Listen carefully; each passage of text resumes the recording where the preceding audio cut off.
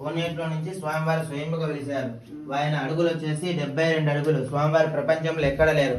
ఆయన లోపలికి ఎన్ని అడుగులు ఉండేది కూడా పురాణంలో అయితే 72 అని చెప్తున్నారు, కానీ లోపలికి ఎన్ని అడుగులు ఉండేది కూడా బ్రహ్మ విష్ణు మహేశ్వరులు కూడా అంతు తెలియనంత కోనేట్లో నుంచి స్వామివారు వెలిశారు. ఈ 4 స్తంభాలు కూడా కోనేట్లో నుంచి స్వామివారికి అనేది గుడి అనేది కూడా నిర్మాణించారు. ఎన్ని నీళ్లు పోసినా కానీ కోనేట్లోకి వెళ్ళిపోతాయి. పానమఠం అనేది బయటికి అనేది లేదు. ఎన్ని బిందెలు పోసినా కానీ కోనేట్లే ఉండే. విశేషం ఏంటంటే ఇక్కడ స్వామివారు అమ్మవారు ఇద్దరు కలిపి ఉంటారు. అంటే ఇక్కడ అందుకే స్వామివారి పేరు అనేది ఇక్కడ పార్వతీ శివనందీశ్వర స్వామి అనేది, అంటే ఇక్కడ అర్ధనాథీశ్వరుడు అనుకోవాలి. ఎందుకంటే అమ్మవారు స్వామివారి సపరేట్ గా అనేది ఏమి గుడి అనేది లేదు. ఇక్కడే స్వామివారి కోనేట్లో నుంచి ఇద్దరు కూడా వెలిసారు. కాబట్టి ఇక్కడ స్వామివారికి బ్రహ్మసూత్రం అనేది కూడా ఉంది. బ్రహ్మసూత్రం అంటే ఇక్కడ ముందర 3 గీతలు ఉన్నాయి చూడండి, చాలా పవర్ఫుల్. అందుకే ఇక్కడ అడుగు పెట్టగానే మనం చేసిన పాపాలు కానీ మనం చేసిన దోషాలు కానీ అనుకున్న కోరికలు కానీ ఎమ్మడి ఇక్కడ అనేది కూడా మనకు నెరవేరుతాయి. ఇది ఎలా స్థాపించారు